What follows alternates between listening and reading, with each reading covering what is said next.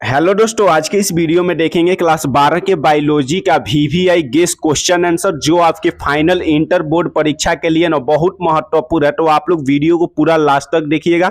आपके एग्जाम में ना जितना प्रश्न आएंगे सभी प्रश्न यहीं से रहेंगे। बस आप लोग को ना जितना वीडियो अपलोड किया जाए सभी वीडियो को आप लोग देखिएगा। देखिए, पहला क्वेश्चन कह रहा है ना, अलैंगिक जनन मुकुलन से क्या समझते हैं। अलैंगिक जनन मुकुलन से क्या समझते हैं। इस प्रकार के जनन में जनक के शरीर से कोई बल्ब की प्रौढ़ निकल आती है जिसे मुकुलन कहा जाता है। इस प्रकार के जनन में जनक के शरीर से कोई बल्ब जैसी संरचना निकल आती है उसी को अलैंगिक जनन मुकुलन कहा जाता है। तो इसको आप लोग याद रखिएगा। इस प्रकार के जनन में जनक के शरीर से कोई बल्ब जैसी संरचना निकल आती है उसी को मुकुलन कहा जाता है।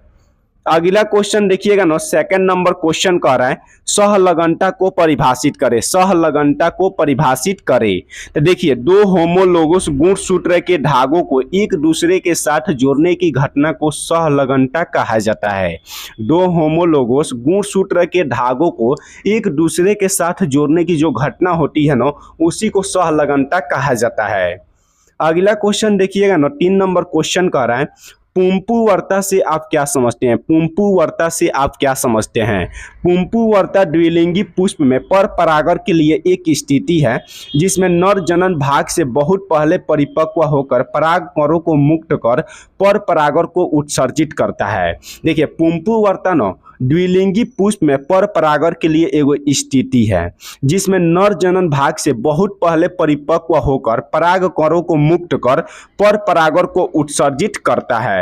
इसको आप लोग याद रखिएगा। आपके एग्जाम में क्वेश्चन बहुत बार पूछा गया है, पुंपुवर्ता से आप क्या समझते हैं। इसको आप लोग लिखिएगा।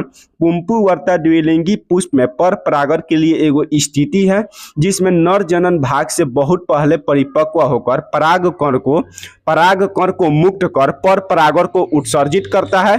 इसी को पुंपुवर्ता कहा जाता है। अगला क्वेश्चन देखिएगा ना, 4 नंबर क्वेश्चन कह रहा है क्रमिक विकास क्या है। क्रमिक विकास क्या है। क्रमिक विकास किसी जनसंख्या के जीन पूल में वह सूक्ष्म परिवर्तन है जो एक पीढ़ी से दूसरे पीढ़ी तक पहुंचकर एगो जनसंख्या को उत्पन्न करता है। इसी को क्रमिक विकास कहा जाता है। क्रमिक विकास क्या होता है, तो किसी भी जनसंख्या के जीन पूल में वह सूक्ष्म परिवर्तन है। सूक्ष्म मतलब होता है छोटा परिवर्तन है जो एगो पीढ़ी से दूसरे पीढ़ी तक पहुंचकर एगो जनसंख्या को उत्पन्न करता है। इसी को क्रमिक विकास कहा जाता है। तो इसको आप लोग याद रखिएगा।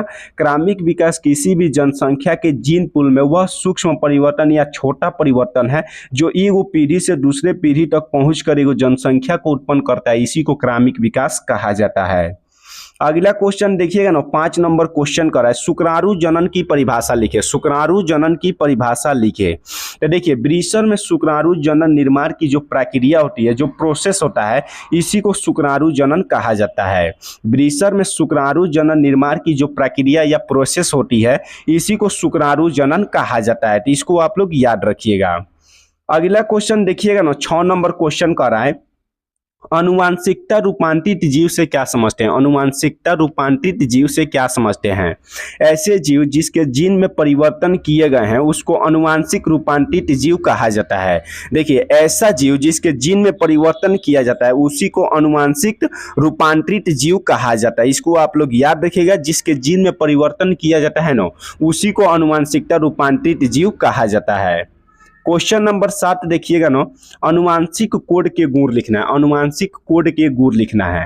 तो अनुवांशिक कोड के निम्नलिखित गुण है। अनुवांशिक कोड के निम्नलिखित गुण है। पहला लिखिएगा, प्रत्येक अमीनो अम्ल के लिए कम से कम एक ट्रिक कोडोन होता है। देखिए, प्रत्येक अमीनो अम्ल के लिए कम से कम एगो ट्रिक कोडोन होता है। क्या होता है, ट्रिक कोडोन होता है। दूसरा आप लोग लिखिएगा, कोड सर्वत्रिक होता है, अर्थात सभी जीवधारियों में एक समान होता है। कोड क्या होता है, सर्वत्रिक होता है, अर्थात मतलब सभी जीवधारी में एक समान होता है। तो इसको आप लोग याद रखिएगा। अनुवांशिक कोड के 2 गुण को आप लोग लिखिएगा तो आप लोग का 2 नंबर मिल जाएगा। अगला क्वेश्चन देखिएगा 8 नंबर क्वेश्चन आप लोग देखिएगा, क्रमिक विकास क्या है। तो क्रमिक विकास को आप लोग को अभी हम बताएं कि क्रमिक विकास किसी जनसंख्या के जीन पूल में वह सूक्ष्म परिवर्तन है जो एक पीढ़ी से दूसरे पीढ़ी तक पहुंचाकर नई जनसंख्या को उत्पन्न करता है, इसी को क्रमिक विकास कहा जाता है। क्रमिक विकास ये जो क्वेश्चन है ना, ये 2 बार रिपीट हो गया, तो इसको आप लोग एक बार ध्यान से पढ़िएगा। क्रमिक विकास किसी जनसंख्या के जीन पूल में वह सूक्ष्म परिवर्तन है जो एक पीढ़ी से दूसरे पीढ़ी तक पहुंचाकर नई जनसंख्या को उत्पन्न करता है, इसी को क्रमिक विकास कहा जाता है। अगला क्वेश्चन देखिएगा वीर्य सेचन की परिभाषा दे। वीर्य सेचन की परिभाषा दे। शुक्राणु जनन के पश्चात शुक्राणु शीर्ष सटोलिक कोशिका में अंतः स्थापित हो जाता है। पहले आप लोग 2 लाइन को समझिएगा। शुक्राणु जनन के पश्चात जो शुक्राणु होता है ना, वह शीर्ष सटोलिक कोशिका में अंतः स्थापित हो जाता है और अंत में जिस प्रक्रिया द्वारा, प्रक्रिया मतलब होता है प्रोसेस द्वारा, शुक्राणु जनक नलिकाओं से रिलीज होता है, इसी प्रक्रिया को वीर्य सेचन कहा जाता है। देखिए, शुक्राणु जनन के पश्चात शुक्राणु जो होता है ना, शीर्ष सटोलिक कोशिका में अंतः स्थापित हो जाता है और अंत में जिस प्रक्रिया द्वारा शुक्राणु होता है ना, शुक्राणु जनक नलिकाओं से रिलीज होता है, इसी प्रक्रिया को वीर्य सेचन कहा जाता है। तो इसको आप लोग याद रखिएगा। आप लोग का जितना क्वेश्चन कराया जा रहा है ना, फिजिक्स, केमिस्ट्री, बायोलॉजी का, सब आपके एग्जाम के लिए ना एकदम VVI क्वेश्चन है। आपके एग्जाम में ना इससे ईगो बाहर क्वेश्चन नहीं रहेगा। बस आप लोग चैनल पर जितना वीडियो अपलोड किया जा रहा है सबका प्लेलिस्ट बना देंगे, तो आप लोग प्लेलिस्ट में जाकर पूरा वीडियो को कंप्लीट देखिएगा। आप लोग का 100% गारंटी दे रहे हैं ना, आपके परीक्षा में जितना सब्जेक्टिव क्वेश्चन आएगा सभी प्रश्न यहीं से रहेंगे। 10 नंबर क्वेश्चन देखिएगा ना, वन्य जीव के विलुप्त के 2 कारण लिखना है। वन्य जीव के विलुप्त के 2 कारण लिखना है। तो सबसे पहले आप लोग लिखिएगा वनों की कटाई और शिकार। देखिए, वनों की कटाई के कारण आज जो वन्य जीव है वो विलुप्त होते जा रहे हैं। विलुप्त मतलब हो रहा है कि गुम होते जा रहे हैं, मतलब दिखाई नहीं दे रहे हैं। और दूसरा है कि शिकार। शिकार के कारण क्या हो रहा है, लोग जानवर को मार दे रहे हैं, जिनकी जनसंख्या में क्या हो रहा है, कमी हो जा रहा है। इसीलिए ना वन्य जीव दिन प्रतिदिन विलुप्त होते जा रहे हैं। तो आप लोग दोनों कारण के बारे में थोड़ा सा लिख दीजिएगा कि हम लोग को वनों की कटाई नहीं करना चाहिए, शिकार नहीं करना चाहिए, जिससे वन्य जीव विलुप्त नहीं होंगे। देखिए, आप लोग को अभी बायोलॉजी का हम 10 क्वेश्चन करा दिए हैं और आप लोग का टोटल 120 क्वेश्चन कराया जाएगा बायोलॉजी का।